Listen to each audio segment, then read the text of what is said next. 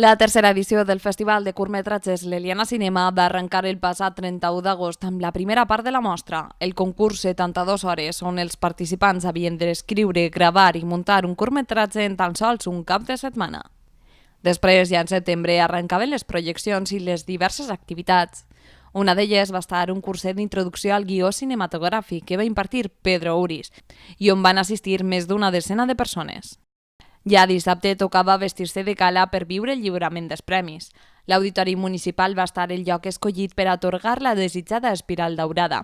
Va haver-hi un esment especial pel curtmetratge Dins del sistema, del que és autor Francisco Javier Rubio. La resta d'espirals daurades, trofeu del certamen, es van repartir entre els premis del públic i els del jurat.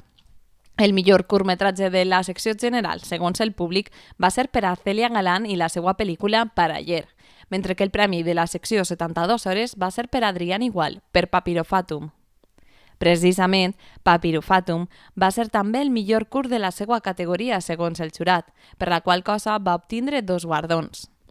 Quant al millor curtmetratge, el premi del jurat va ser per a Uno, de Javier Marco, qui va rebre el guardó de mans de l'actor de cinema i teatre Juan Gea.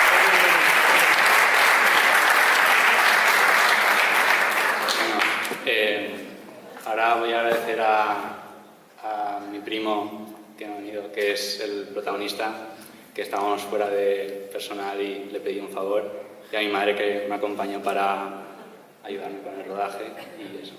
Y gracias.